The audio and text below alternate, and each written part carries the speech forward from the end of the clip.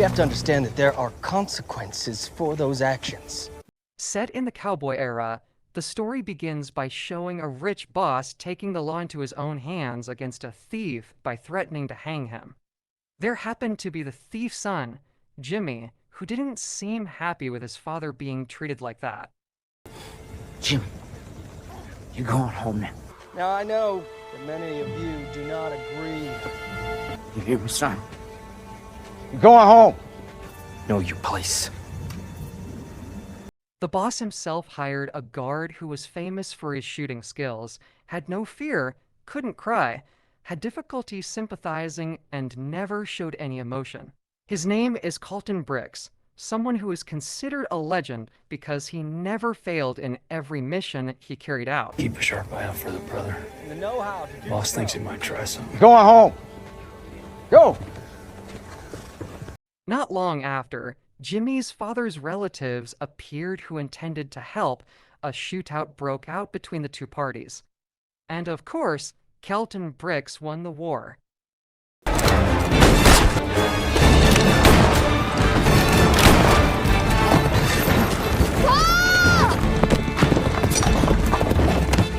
The boss was hit by a gunshot and asked Bricks for help to call a doctor. But Bricks with his three just took the rights that belonged to him without showing any pity for the person who had given him the job. You owe me more.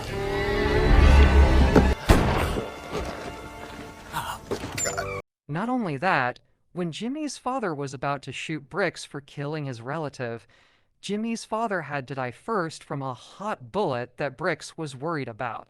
Little Jimmy witnessed this moment right in front of his eyes.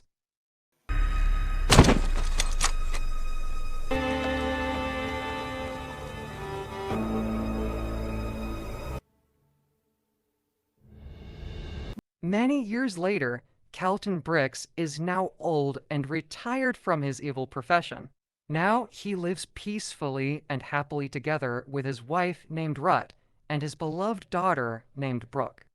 No adrenaline, no brutality, no shooting.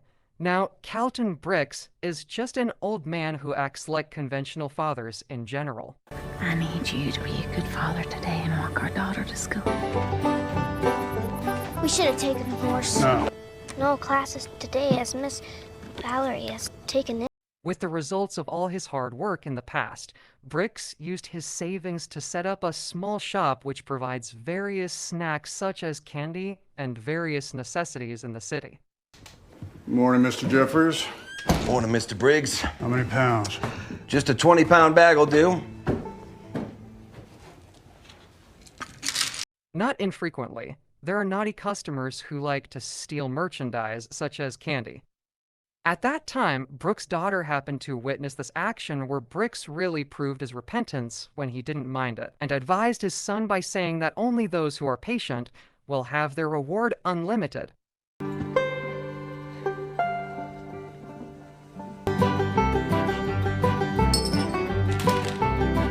Turning to his wife's house, while he was processing the game, a bandit appeared who came from nowhere.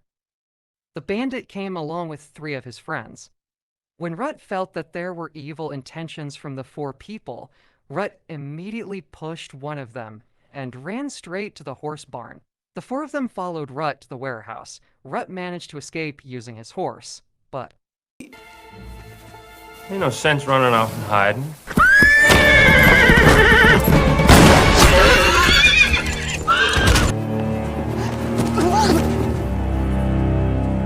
That's when the bandit leader saw a horse saddle with the words Carlton Bricks written on it. 3 of his friends were suddenly shocked when they realized that this was the residence of a legendary shooter and cruel killer named Carlton Bricks. But what's interesting is that the bandit leader actually laughed with satisfaction because it turned out he was Jimmy, a little boy whose father was killed by Bricks when he was still little. This is Carlton Briggs's place? Eustace, quiet. Oh, I've certainly heard of your husband. God damn it, Jimmy. You bringing hell down on us. Returning to Bricks, who had finished trading, he invited his daughter, Brooke, to go home, where the sheriff and his colleagues were already waiting. and with a heavy heart said that his wife had been killed by 4 people without telling him who the 4 perpetrators were. Who are those men? I'm sorry, Briggs, but we need to talk. When Brooks was burying his wife behind the house, the chief sheriff approached Brooke with 1 million questions about why he didn't cry and didn't show his sadness, even though his mother died. Apparently, Brooke inherited his father's illness or disorder, namely not being able to cry and having difficulty expressing his emotions.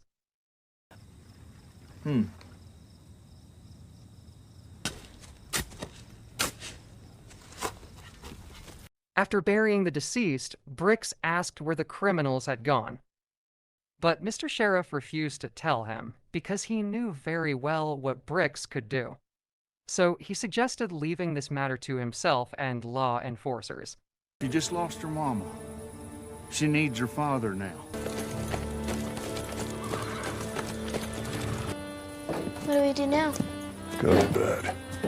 While he was in the cage, Brooks looked devastated when he saw traces of blood at the site of his wife's death. But it is difficult to express the sadness so that instead of sinking into adversity, Brooks decides to dismantle his past weapons again to chase and avenge all their actions for what happened to his wife.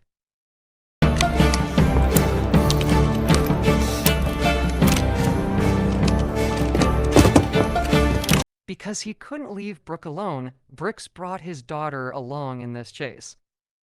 He burned the house as a sign that he would never back down and return before he could finish off these barbaric criminals.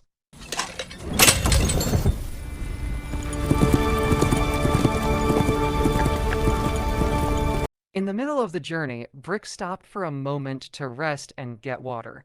There, he explained that the 2 of them would rest for 4 hours, then continue their journey, and would continue like that until they were able to catch up with the criminals.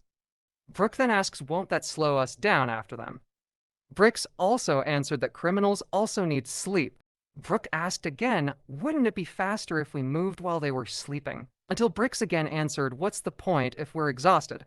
Meanwhile, in front of the bricks, we will see Mr. Sharif bringing his 3 friends to chase after Jimmy and friends.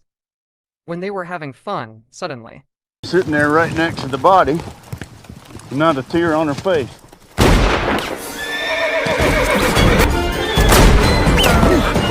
yes, Jimmy and his friends were already waiting for them on the hill. One of the Sharifs was also injured in the hand, so they had no other choice but to survive among the rocks and bushes.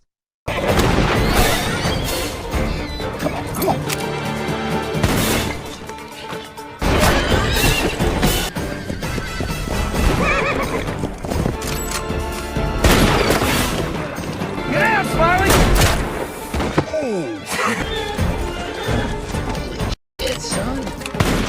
I'm out of here.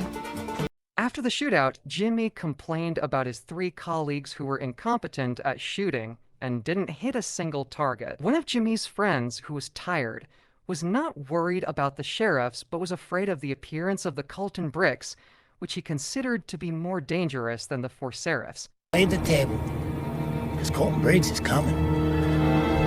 The chief Sharif also told his injured men to go home and call for help. Meanwhile, Brooks is seen waking his daughter after hearing gunshots coming from the hills. That's where an interesting moment occurred when the sound of horses was heard heading towards their position. Brooks also told his daughter to divert his attention by pretending to be a crying child. As we know, Brooke can't cry and show sadness. So that, with his shortcomings, Brooke tried as hard as possible to carry out his duties according to his father's orders.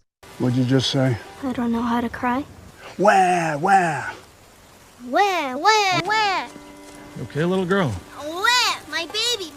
Brooks also managed to capture the injured sheriff's men along with his sheriff father and his colleagues. There, another interesting moment occurred when one of the head's subordinates belittled Brooke, who was a little girl. Brooke stepped on the sheriff's injured foot so that no one else dared to speak carelessly in this unprofitable forum. I'm sorry, guys. I'll pull the trigger right now. He cries pretty good. Is this dry enough? Good. Put her on the fire. Conscience was shown when he removed the bullet from the arms of the sheriff's men. At that time, the bricks were finished, and his daughter immediately went towards Santa Rosa City, which was believed to be the next stop for Jimmy and his friends. We're taking your guns and your horse. Gotta leave me a horse, Briggs.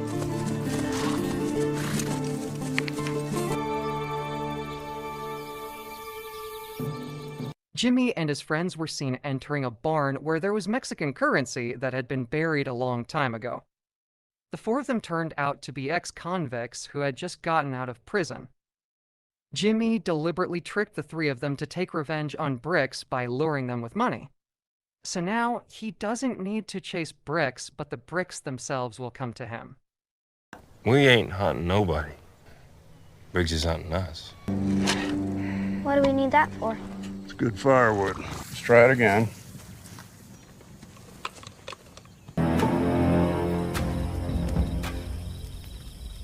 Long story short, Jimmy and his friends arrived in Santa Rosa City and decided to wait for Bricks to arrive there. Bricks is also seen arriving and tells his daughter to enter the city first to see if they are there. Now you ride into town casually. Go inside and ask the man to buy something. Unfortunately for Brooke, he was caught and immediately brought before Jimmy. Here again, we will be shown an interesting moment when Jimmy and his friends try to intimidate Brooke into being afraid and crying like a child. But no matter how hard they tried, Brooke didn't show the slightest fear on his face and instead answered every question and statement that Jimmy said. Sound like he's the one who's scared. Wants him to see that we got his daughter or something. Makes sense. Realizing that his daughter had been caught by Bricks, he immediately entered the city openly. One of Jimmy's men immediately hid into a resident's house, but...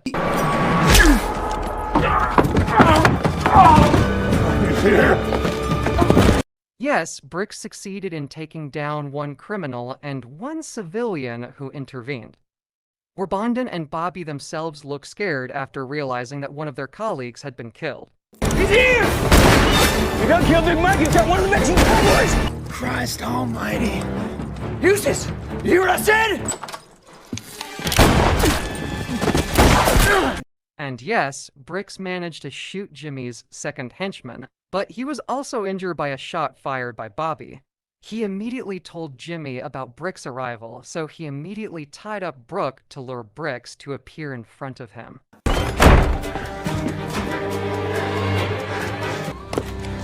got him.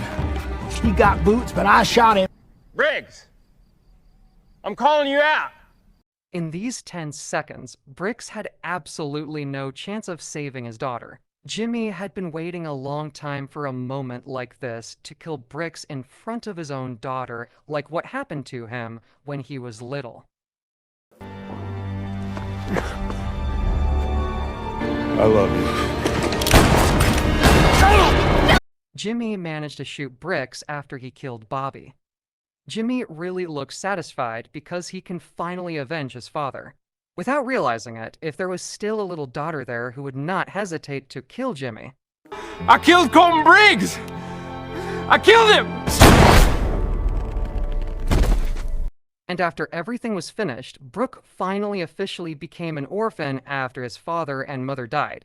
Not long after, the chief sheriff appeared who wisely would not involve Brooke in this case after feeling that Brooke was still small and still had a long future to become good. I best be getting on home.